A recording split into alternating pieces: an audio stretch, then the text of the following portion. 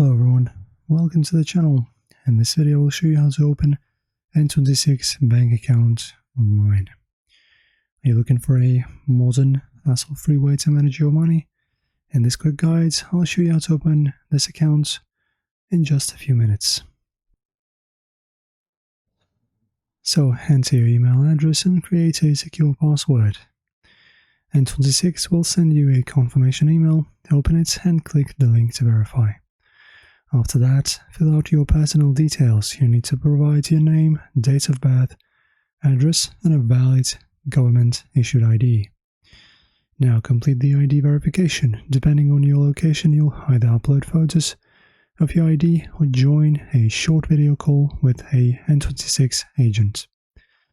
Once verified, choose the type of account that suits you best. N26 offers free and premium plans with various features. Finally, link your smartphone to the account, set up your PIN, and you're ready to go. Your digital card is available instantly, and a physical card can be shipped if needed. And that's it.